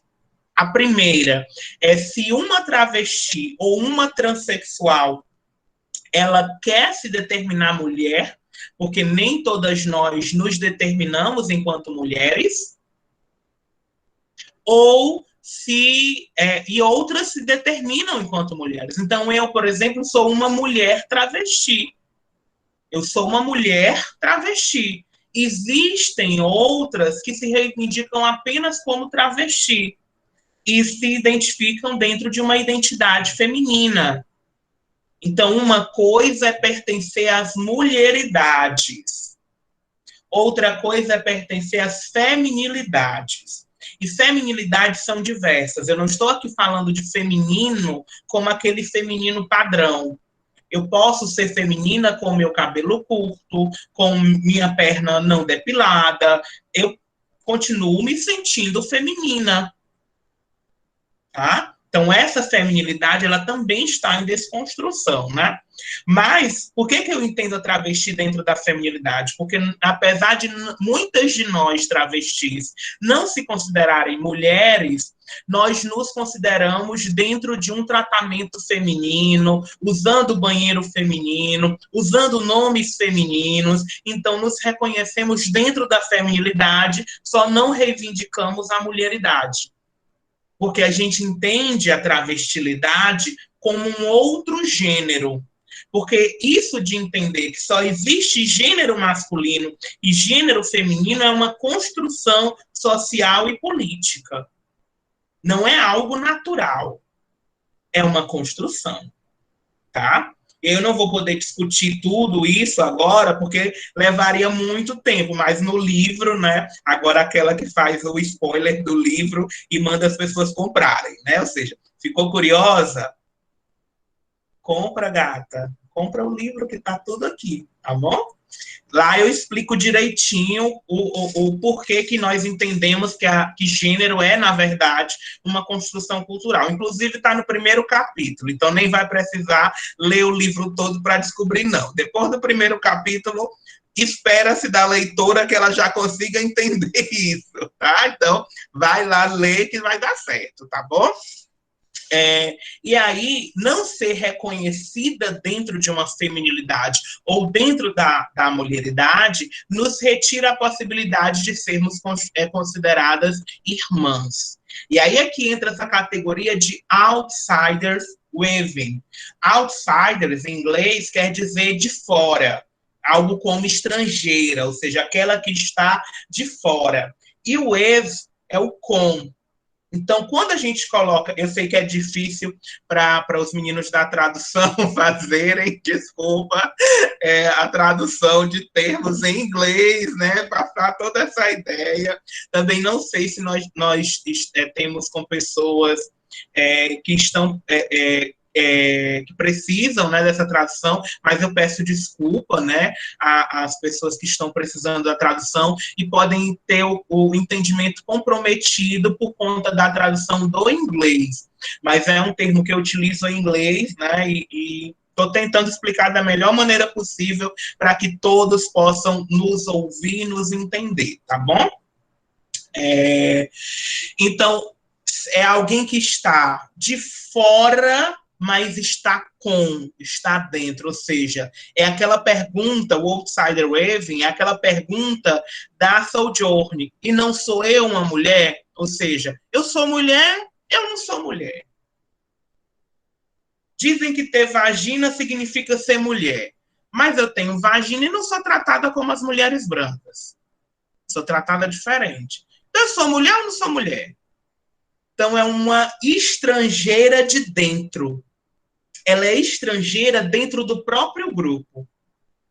E aí eu coloco que a travestilidade está dentro dessa categoria, porque, na verdade, nós não estamos apenas fora do sistema de gênero, nós estamos fora do sistema de humanidade, porque nós não somos reconhecidas nem como seres humanos. Então, nós somos completas outsiders, completas estrangeiras da raça, estrangeiras do gênero, estrangeiras da humanidade, enquanto travestis, né? Que é o que me leva, inclusive, a criar o conceito de outreridades. É entender que nós somos diversas outras, né? E aí há uma possibilidade da gente seguir construindo essa sororidade, que é algo difícil, especialmente, aí partindo para a discussão com o Matheus, no diálogo com as feministas radicais, né? Porque elas cometem dois erros que são gravíssimos dentro dos estudos de gênero, em que, inclusive, na minha perspectiva, elas não são feministas, porque elas cometem erros gravíssimos que nós tentamos superar dentro do feminismo. O primeiro erro gravíssimo, né, que elas cometem é uma essencialização da categoria gênero, ou seja, dá uma natureza para a categoria gênero, que seria uma natureza biológica. Todos os textos das feministas, das principais feministas, e não são apenas feministas trans, não. Eu estou falando de Joan Scott, eu não vou falar, desculpa para a tradução, porque quando a gente fala muitos nomes, ele também tem dificuldade para traduzir os nomes para as pessoas, né? Então, eu vou tentar falar devagar e ver se ele consegue transmitir, né, os nomes. A Joan Scott, o Rubin, R-U-B-I-N, Rubin, que a gente chama de Rubin em inglês. Quem mais? Teresa de Lauretis é outra autora. Essas autoras e autores, eles vão entender que a gente não consegue trabalhar com gênero a partir de uma natureza única, porque gênero é cultural, e tudo que é cultural é mutável, é móvel, é pluri, não é uni. Então, esse é o primeiro erro que as feministas radicais incorrem, que é entender a mulheridade a partir de uma base natural, que é uma essencialização da categoria mulher. E o segundo erro que elas incorrem é entender, por exemplo, eu fui ontem, até fiquei um pouco mal, mas eu tenho uma pequena formação pelas terapias, né? Sou arte-terapeuta, terapeuta reikiana e terapeuta macumbalística, que é a minha principal formação de terapia é na macumba, né? Que sempre quando eu preciso eu faço macumba terapia, é ótimo, fico ótima depois. E aí eu fui lá na minha entrevista que eu dei na Gênero e Número, que é uma revista muito importante para os estudos de gênero. Na revista Gênero e Número, eu dei uma entrevista e eu fui olhar lá no post no Instagram e tinham as feministas radicais comentando. Aí eu fui ler, né? Aí eu não respondo. Eu vou até gravar um vídeo brevemente no Reels, um vídeo do porquê que eu não respondo às feministas radicais. O que é que eu faço quando eu escuto os comentários delas, né?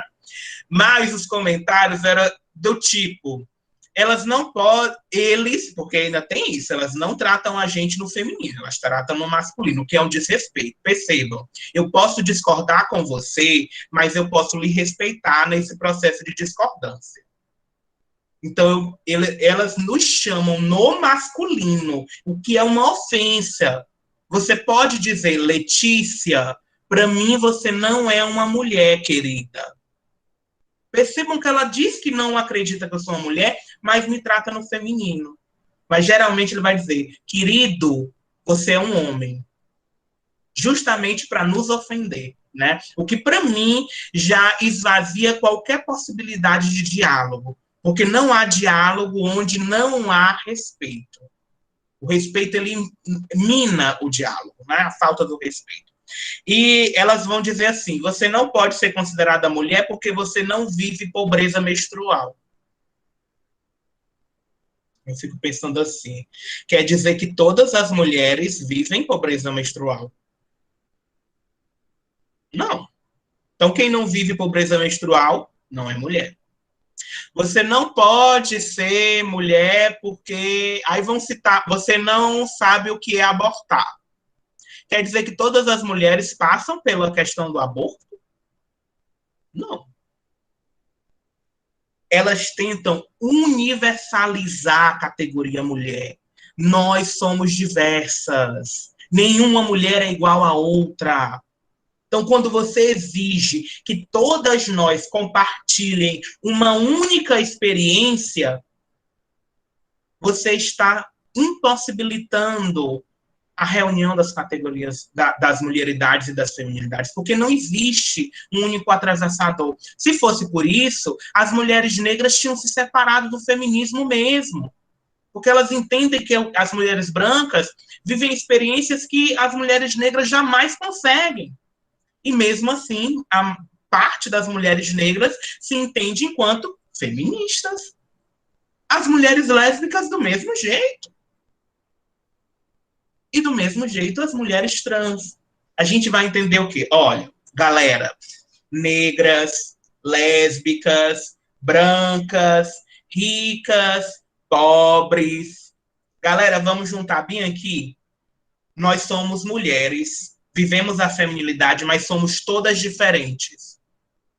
Mesmo assim, a gente vive experiências que são parecidas.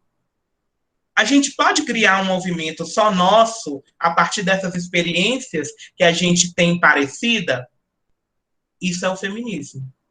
É pensar que existem momentos em que nós estamos próximas uma das outras e existem momentos em que nós estamos distantes.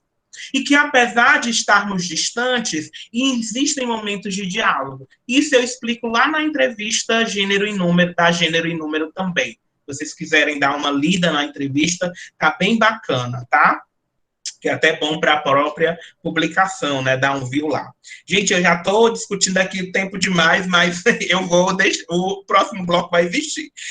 Para concluir, a interseccionalidade, o tempo todo eu estou trabalhando com a interseccionalidade. Quando eu estou na minha sala de aula, eu entendo que existem alunos negros, e que eles têm dificuldade de aprender algumas questões por conta da raça e da classe, porque eles vêm de uma situação extremamente pauperizada, pobre, e que acaba tirando deles muitas oportunidades, porque nem todas as crianças chegam na minha sala de aula, quando eu era professora da educação básica, alimentadas, porque nas casas delas nem sempre tem o que comer. Isso é pensar interseccionalmente, é você entender como a classe, a raça e o gênero interfere no seu atendimento, no seu trabalho enquanto assistente social. É você ter esse olhar crítico. Interseccionalidade é uma ferramenta de análise. Quer dizer que nós precisamos operar com ela. Então, quando chega uma mulher, eu preciso olhar para aquela mulher interseccionalmente e entender quais são os marcadores que fazem parte daquela experiência. E como é que eu vou fazer isso? Numa anamnese, numa conversa com ela. E que eu começo a entender de onde é que ela fala, de que contexto ela vem, que experiências ela vive. E aí eu vou entendendo. Eu sei que vocês aí do serviço social produzem os relatórios sociais, não é? Para entender com quem que vocês estão trabalhando. Todo profissional na saúde, na assistência e na educação produz diários, relatórios. Então a gente precisa ter sempre esse caderninho onde a gente vai anotar. Dona Antônia tem 69 anos, ou seja, tem uma questão etária aí. É mulher, tem uma questão de gênero, mora com o marido, é aposentada, recebe um salário mínimo, tem uma questão de classe. Tudo isso a gente vai anotando e o nosso olhar vai entendendo como é que isso vulnerabiliza aquela experiência da pessoa que eu estou atendendo. Isso é agir interseccionalmente. LGBTQIA+, percebam que eu falo a expressão rapidamente, porque eu trabalho com ela cotidianamente, né? Então, para que a gente consiga aprender e não ficar igual certas apresentadoras sem entender como é que fala, a gente tem que treinar, né? Demonstra que a gente não sabe nada, né? Porque eu digo LGBTQIA+, rapidamente, o tempo todo. Né? Para mim é igual um trava-língua, né? Acho que devia criar um trava-língua com LGBTQIA+, né? Para a gente brincar e aprender como é que fala, né? Isso bem direitinho. Mas o que eu estou dizendo assim? Mas ninguém é obrigado a entender. Concordo, tudo bem, ninguém é obrigado a entender. Mas quando você não entende a sigla toda, tá faltando aí um esforçozinho, né? Aquela preguiça cognitiva, né? Maratona a série Zona na Netflix na hora que sai, mas não pode ouvir 40 minutos o podcast da Letícia. Eu já fiz podcast no Guilhotina, no Larvas Incendiárias. Tem um monte de podcast aí legal para vocês ouvirem enquanto estão cozinhando, enquanto estão fazendo outra coisa. Tem vídeo no YouTube, mas prefere continuar sem saber o que é LGBTQIA+. Óbvio que tem que perguntar, porque às vezes, quando a gente pergunta para as pessoas, né, é bom porque a gente tem mais uma explicação, consegue entender mais alguma coisa, né, ou tira uma dúvida melhor. Professora, eu estava entendendo esse LGBTQIA+, mas eu fiquei com dúvida, foi nesse mais. E esse T? É só uma palavra no T ou tem mais palavras? Porque o T tem mais palavras. T é de transexual, travesti, transgêneros, transmasculinos. Olha só, o T são 4 identidades, não é apenas uma. A gente pode trocar agora para o Felipe, né? Pronto, Felipe, vamos lá. Então, o L são as lésbicas, que todo mundo já sabe, né? São pessoas do gênero feminino que gostam de outras pessoas do gênero feminino. E aí, a travesti, ela é do gênero feminino. Então, se eu sou uma travesti e eu tenho interesse em ficar com a Paula, nós vamos ser lésbicas, porque nós somos do gênero feminino. Então, travesti pode ser lésbica também, tá? Lésbicas são pessoas do gênero feminino que gostam de pessoas do gênero feminino. Gays são pessoas do gênero masculino que gostam de pessoas do gênero masculino. Então, eu não sou gay, porque eu sou do gênero feminino. Para eu ser gay, eu tinha que ser do gênero masculino que gosta do gênero masculino, tá? Gay, na verdade, a gente até usa para se referir a mulheres e homens, mas comumente a gente usa gay para falar de homens e prefere usar lésbicas, até porque as lésbicas, elas gostam de afirmar a identidade lésbica. Quando você fala gay para todo mundo, você produz um apagamento, né? Então é melhor falar lésbicas e gays, homossexuais masculinos, homossexuais femininos, que é a homossexualidade. Até a palavra homossexualidade, embora valha para as duas experiências, no movimento a gente prefere falar lésbica e gay, para a gente entender que são diferentes também, né? O B são as pessoas bissexuais. Pessoas bissexuais gostam, têm relações com 2 ou mais gêneros, tá? Não é só 2, algumas sim, mas pode ser mais de 2, porque lembrem-se que tem o gênero das travestis, que é um outro gênero, tem aí outras dimensões dessa experiência de gênero, como a generidade. Então, algumas pessoas bissexuais, elas não se reduzem o espectro masculino e ao espectro feminino. É por isso que, inclusive, tem agora a pansexualidade, né? Que é essa ampliação, esse desejo que ele não está tão relacionado ao gênero masculino ou ao gênero feminino, né? A pansexualidade, ela é muito mais fluida nesse sentido, né? Muito mais mesmo de, digamos assim, uma vibe. Eu queria ser pansexual. Era meu sonho, mas infelizmente eu nasci com esse castigo de ser hétera. Eu gosto de homem. Infelizmente, não queria, juro a vocês, eu queria ser lésbica. Mas infelizmente eu nasci com esse castigo. Eu sou uma mulher heterossexual e eu gosto de me relacionar com outros homens. Infelizmente, para a tristeza, as dores do meu coração, né, eu tenho esse problema grave. As pessoas queer diz respeito a uma dimensão de gênero. São pessoas que são fluidas no seu gênero, que não querem estar dentro do masculino, dentro do feminino apenas, que transitam, inclusive, e que às vezes não querem nem ser identificadas como gênero masculino ou gênero feminino. É queer, né? Tá fluindo aí. Usa o que quer, faz o que quer, e não tem que ficar dando satisfação para as pessoas. Gosto muito do queer também.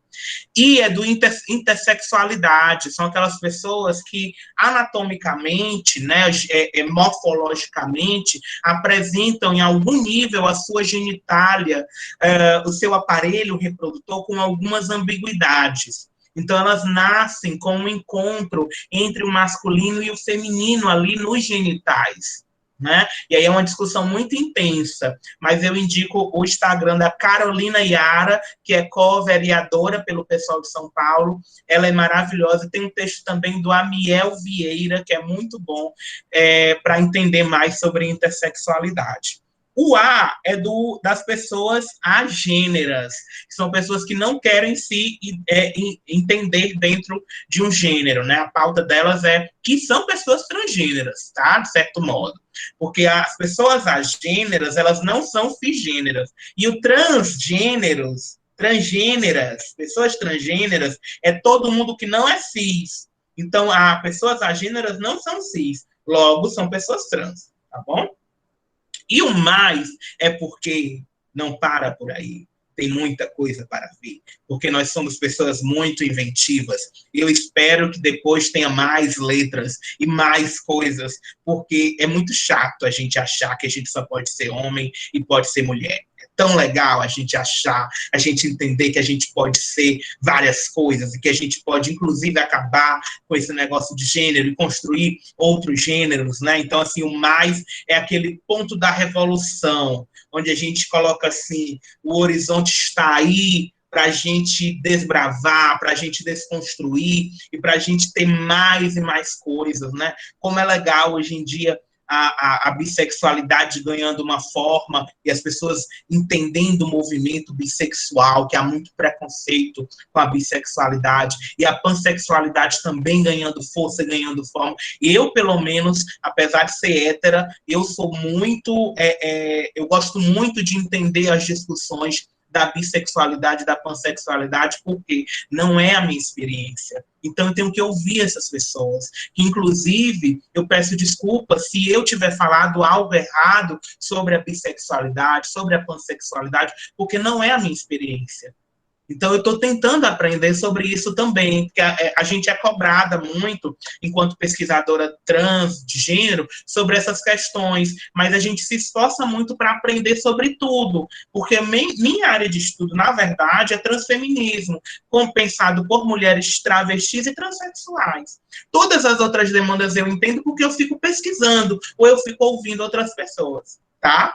Então, me desculpem caso eu tenha falado alguma coisa que não confere, inclusive depois me digam, professor, eu fiquei em dúvida que a senhora disse isso, mas eu pesquisei aqui, aí eu até, deixa eu ver aqui se eu estava errado, se eu estava certa, ou se eu me equivoquei, a gente está sempre aprendendo. Não tenham medo de perguntar, tá? Perguntem, mas perguntem respeitosamente. E também, não fiquem só na pergunta, também pesquisem.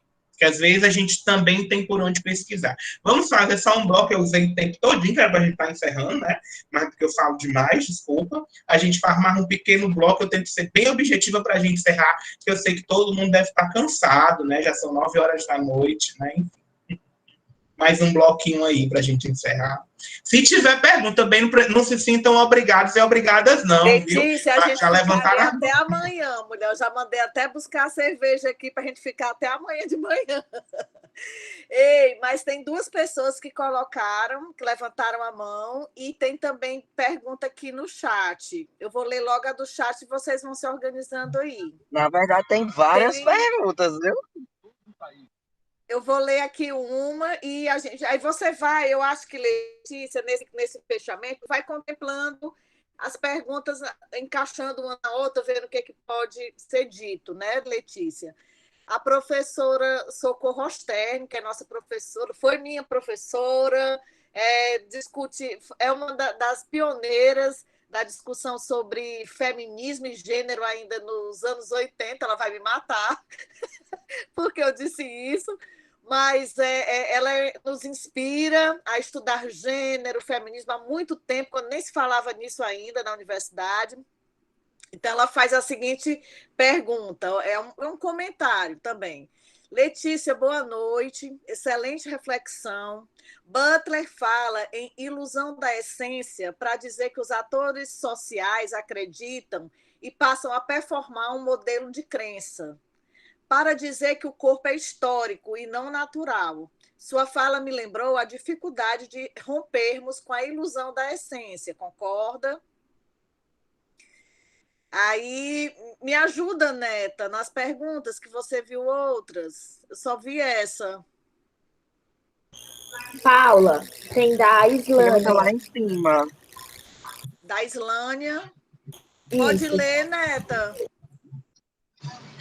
A da Islândia, nós já respondemos, se for a da interseccionalidade. Tem outra além dessa? Tem as duas pessoas que levantaram as mãos. Tem a Amanda, Pronto. que quer falar, e também outra pessoa. Amanda, Pronto, pode falar. eu já peguei a da Carla sobre o transfeminismo ter pautas próprias, tá? Carla, vou responder. E eu já peguei também a da pessoa que falou, Samira, o que você acha do termo se assumir? Eu também já peguei, já anotei. Então, se forem só essas as pessoas inscritas, a gente pode ir para as duas que vão verbalizar finalizar a pergunta para encerrar esse bloco. Tudo bem? Ok. Ótimo. O Julian colocou aqui como pessoas padrão, mesmo sendo LGBT, podem ajudar na visibilidade trans. Certo, Julian? Então vamos lá para quem vai verbalizar. Amanda e Magno. Olá, professora, meu nome é Amanda, né? Como já foi dito aqui. Não sou estudante da UES, né? Eu sou hoje estudante de doutorado da pós-graduação lá da UFBA, né? Estou aqui em Salvador, nesse lugar incrível. Infelizmente, estamos em pandemia, então vamos voltar finalmente para as nossas salas, quem sabe, no próximo semestre ou no próximo ano, não sei. Mas, enfim, eu deixo aqui primeiro, antes da minha pergunta, meu parabéns, os meus elogios à sua obra. Fui até o seu Lattes depois que eu acessei o seu livro, né? Eu comprei seu livro, lá mesmo pela editora Jandaíra, porque, enfim, vamos apoiar, né, as editoras. Fui na Amazon, só que eu vi que o preço na Jandaíra estava o mesmo e vinha com frete grátis. E eu disse, não tem como eu dar mais dinheiro para o Jeff Bezos, né? Já tá bom. Então, assim, como eu disse, eu sou estudante aqui do doutorado, do POSCOM, que é o Programa de Comunicação e Cultura Contemporâneas, e tenho pesquisado sobre como a materialidade das plataformas, a partir de uma elaboração cissexista, né, materialidade enquanto um ambiente colonial, essas materialidades digitais reforçando, né, também, e ressocializando o gênero, como elas criam condições para o apagamento de outras generidades, né, outras possibilidades de leitura de gênero. E, por isso, eu me aproximei muito da dimensão de gênero e do transfeminismo, porque eu achei que o transfeminismo, enquanto uma luta, enquanto, além, claro, de uma luta política e uma produção intelectual, é um lugar que, a partir da produção intelectual desse lugar, tem dinamizado muito questões, questionando efetivamente a dimensão da essencialização e da universalização da mulheridade, né, como você mesmo pontuou. E a minha pergunta, né, fazendo essa introdução, é justamente porque, como eu li o seu texto, e eu achei brilhante, né, o seu livro, você fala sobre isso, sobre quem pode ser abraçada pelo transfeminismo, né, enquanto luta, enquanto potência de produção intelectual, e você até utiliza o texto da Jaqueline Gomes de Jesus, que também é uma maravilhosa, que eu tenho lido bastante, e que ela coloca que as contribuições de quaisquer pessoas podem colaborar com a produção transfeminista e com a luta transfeminista. E eu queria que vocês, se pudessem, falassem um pouco mais sobre isso, se, por exemplo, eu, que sou cis e me considero bissexual dentro de uma autodeterminação, né, nas nossas siglas, eu tenho cada vez mais quebrado com o cissexismo enquanto uma ótica analítica, enquanto a leitura de mundo, e eu tenho me aproximado cada vez mais do transfeminismo como uma luta política. Se você, a partir da sua leitura, do que eu li no texto, o que é que você elabora como esse lugar de luta? Quem pode abraçar e quem pode ser abraçado pelo transfeminismo de fato? Obrigada.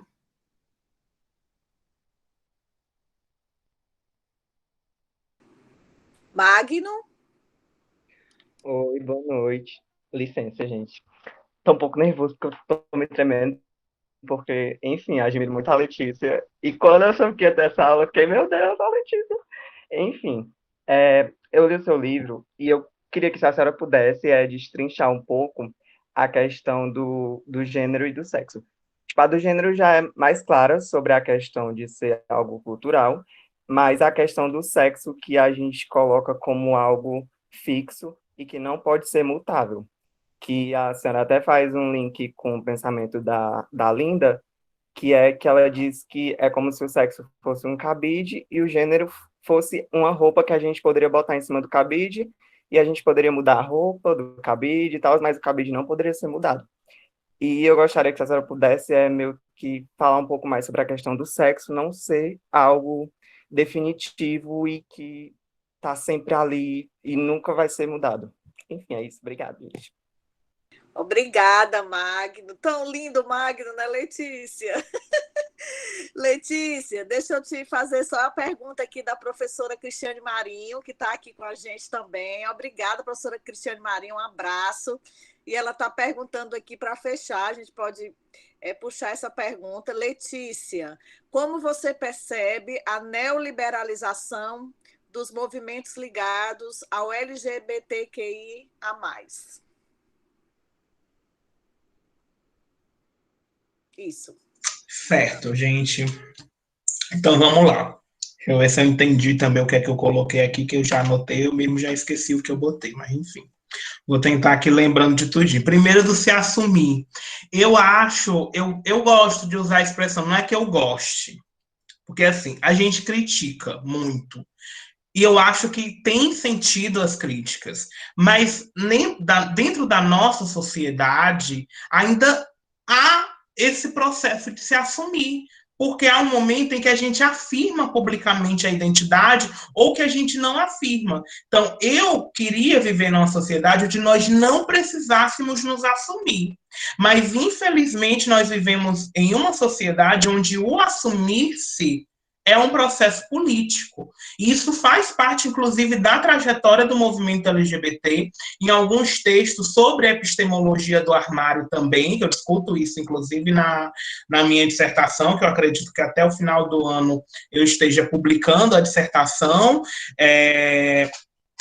E eu trago um texto sobre a epistemologia do armário, tem um texto que é clássico, que é da Eva Sedgwick, onde ela vai colocar esse processo, né, da epistemologia do armário, do se assumir. No texto Corpo Estranho, da Guacira Lopes Louro, ela também traz essa discussão. Inclusive, em inglês, existe também a mesma expressão de se assumir ou de sair do armário, né, que é o coming out, né?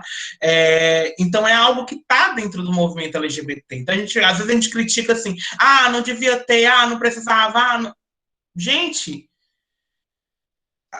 é marcação política, infelizmente. Agora, eu concordo, nem todo mundo precisa querer. A gente não pode sair obrigando as pessoas, né? As pessoas heterossexuais não precisam se assumir, mas a gente tem que fazer a relação. Por que as pessoas heterossexuais não precisam se assumir? Porque presume-se que todo mundo é hétero. Entende? Por que a gente tem que se assumir? Essa presunção de que todo mundo é hétero traz a necessidade da gente assumir e afirmar, porque acaba sendo uma dissidência sexual. Então, primeiro a gente tem que desconstruir a ideia de que é a heteronormatividade, perfeito. Se a gente desconstrói a heteronormatividade, ninguém vai mais precisar se assumir. As pessoas já vão ter como naturalidade. Ninguém vai olhar para o Matheus e dizer assim, e as namoradinhas, Matheus? Por que essa pergunta acontece? Porque nós vivemos numa sociedade heteronormativa. Se não fosse uma sociedade heteronormativa, a gente iria perguntar como Matheus, e aí, tá ficando com quem? E ele iria responder, rapaz, eu tô ficando mesmo em casa. Pronto.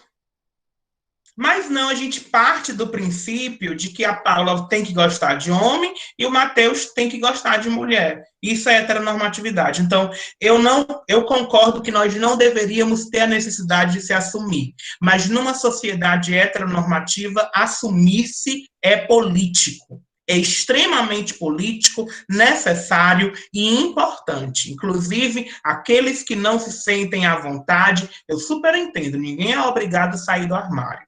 Cada um deve ter o seu momento. Não acho, inclusive, que essas pessoas são covardes.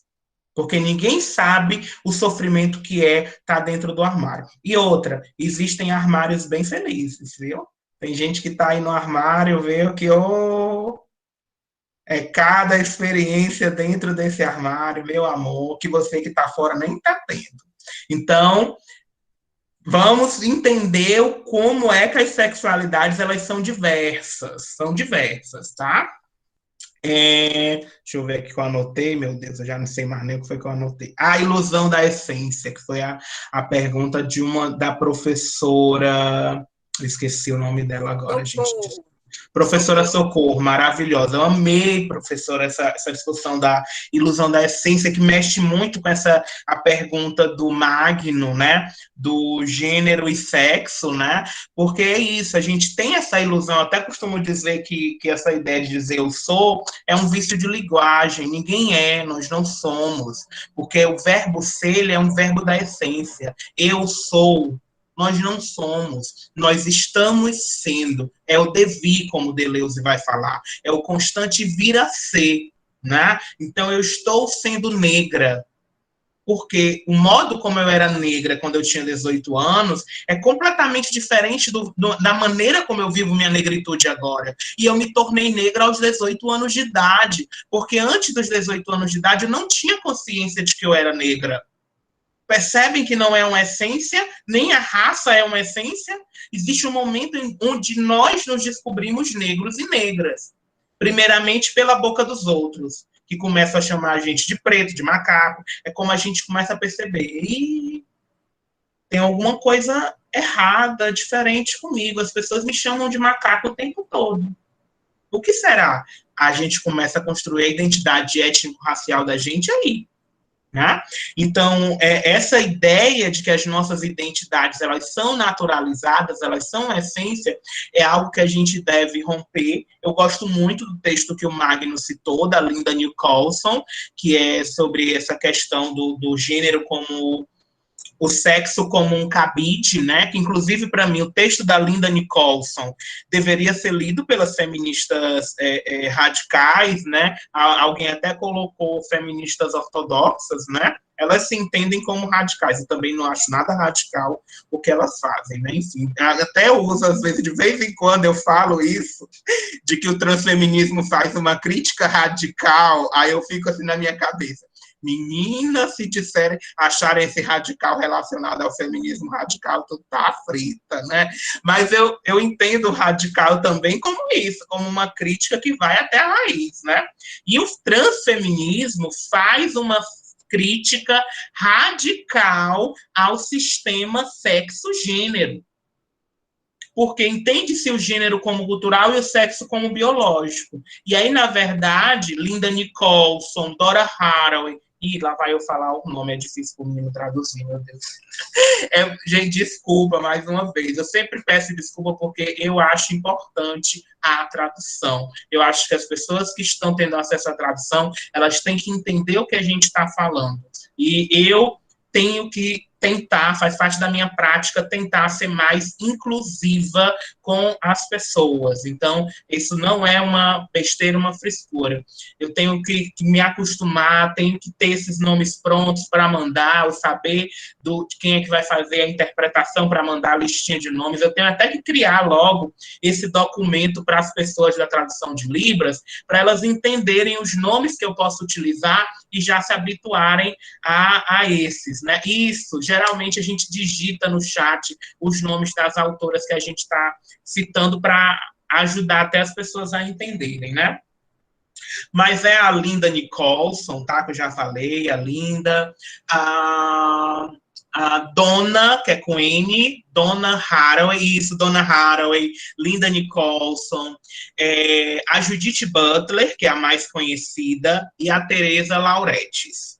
Essas 4 autoras, elas trazem essa crítica radical à ideia de que o sexo é natural. A gente usa muito a Judith Butler, muito. Mas, na verdade, existem mais autoras que trazem essa discussão. Inclusive autoras transfeministas que também trazem essa discussão, né?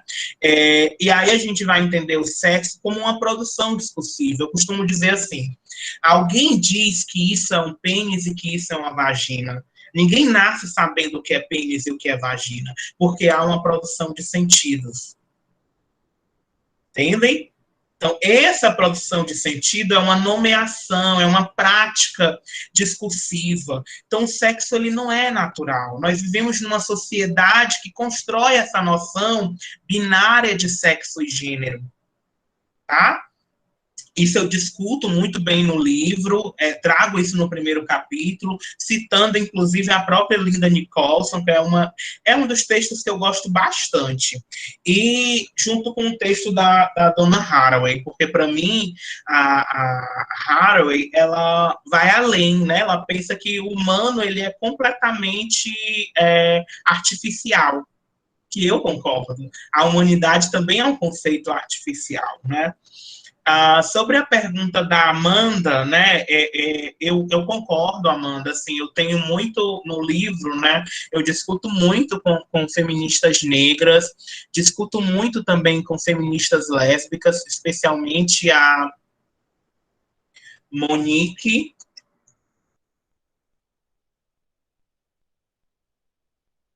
Wittig, eu acho que é assim, o Wittig dela, tem alguma outra palavra que eu estou esquecendo de colocar, mas é nesse sentido, Monique Wittig.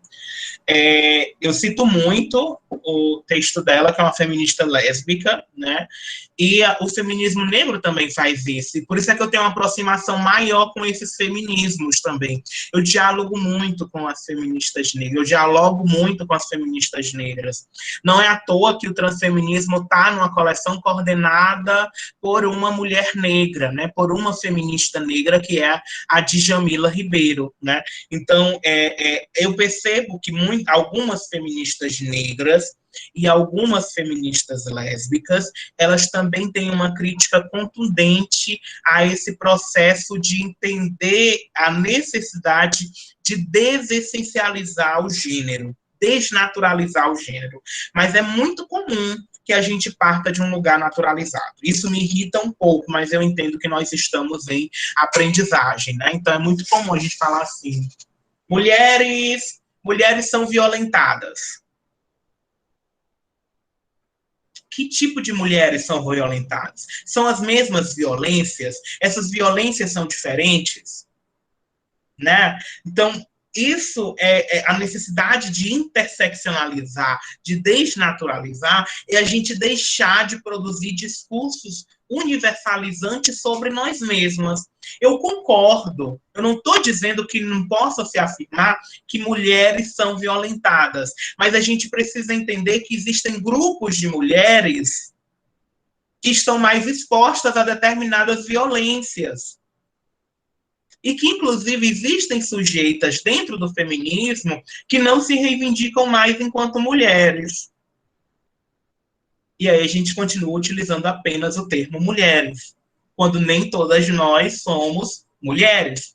Existem, inclusive, as pessoas não binárias, que muitas pessoas não binárias têm vagina, tiveram toda uma socialização feminina, mas não querem mais se entender dentro de um gênero feminino que foi imposto, e hoje se entendem como não binárias.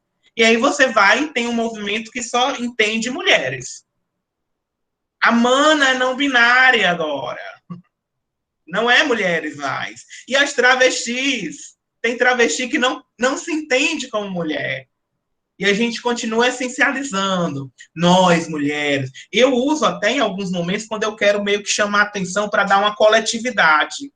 Mas podem prestar atenção quando eu quero ser específica, eu vou segmentando a fala, que dá trabalho.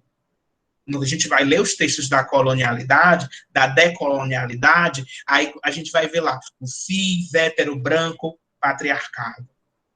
A decolonialidade entende que nós precisamos nomear. E quando a gente não quer nomear, a gente universaliza. É mais cômodo falar mulheres do que a gente falar mulheridades e feminilidades.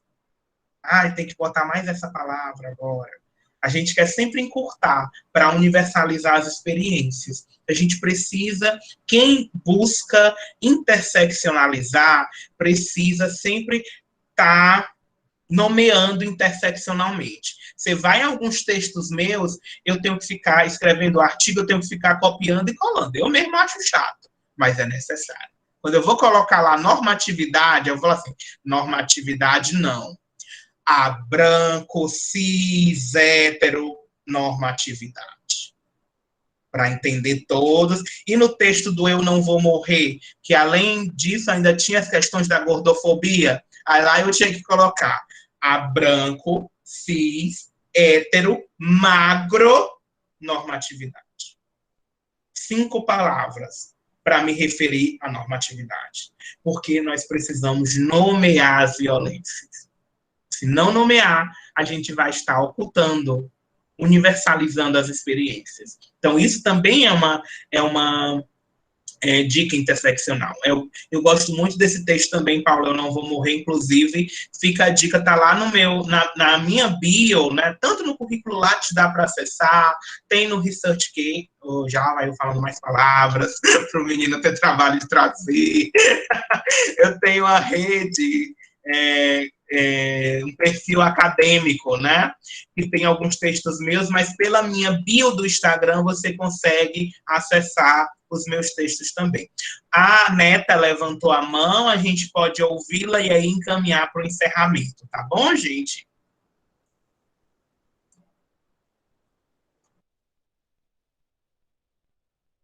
Neta? Oi, pronto. Vocês estão me escutando? Sim, Neta. Pronto. Eu levantei a mão só para trazer um pequeno detalhe, que é aquela questão.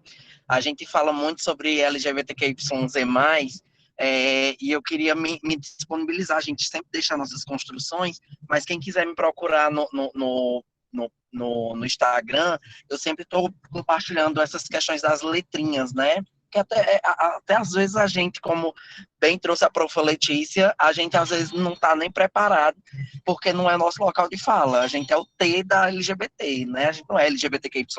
A gente tem que deixar isso bem nítido para as pessoas.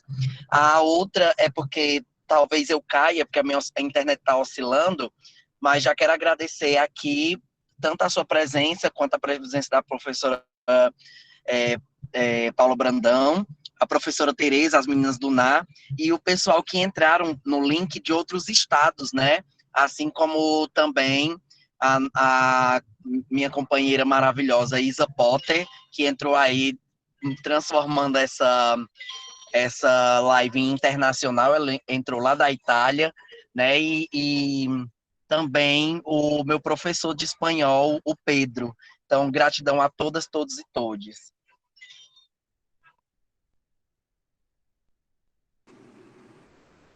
Beijos, Neta. Professora Letícia, então, vai fechando agora, né, professora? Isso. Gostaria de, mais uma vez, Letícia, agradecer todo o seu cuidado em participar dessa aula, em fazer... esperou esse tempo todo, desculpa aí as questões mesmo de internet, porque a gente fala, nesse momento agora, tem também toda essa questão da falta de inclusão, né, pela internet, que a gente sabe também que é um problema, nem todo lugar pega direito a internet, nem todos os bairros, mas eu queria dizer que para a gente foi um prazer muito grande tê-la conosco, sabendo que essa discussão é só um pontapé inicial, mas que a gente pode continuar fazendo esse debate, né, enriquecendo essa construção, essa discussão, essas parcerias, e dizer para você que a gente está muito, muito, muito feliz com a sua presença hoje aqui, tá, Letícia? Obrigada. Então, só agradecer também, né? Só comentando rapidinho a pergunta da professora Cristiane, né? Eu acho bastante perigoso esse processo de discussão das pautas LGBTs e étnico-raciais dentro de partidos de direita, embora aconteça, né? Entender que a direita ela também é diversa, mas ela, de certo modo, é toda perversa, né? Porque existe uma direita extremamente conservadora, existe uma direita que tem uma pauta mais liberal. Essa direita que é liberal, ela não é contra as políticas LGBTs, ela é contra o investimento social em políticas LGBTs, que é um outro modo de ser contra, né? Ou seja, existem algumas pessoas que defendem o liberalismo econômico, são a favor do casamento gay, porque entendem que isso é uma liberdade individual. Lembrem que o liberalismo econômico, ele defende as liberdades individuais a todo custo. Essa aberração que nós temos de uma direita conservadora, que dizem é uma direita liberal na economia e conservadora nos costumes, é uma aberração, né? O liberalismo econômico não é contra a liberdade individual, nunca foi. Mas ainda assim é difícil defender a direita, porque a direita quer um Estado mínimo. E nós sabemos que os problemas sociais brasileiros, eles só serão resolvidos com investimento público. Então, não basta uma direita que seja favorável a pautas como o casamento gay ou a liberação do aborto. É necessário um governo que também invista em política pública, né? Então, gente, muito obrigado, tá?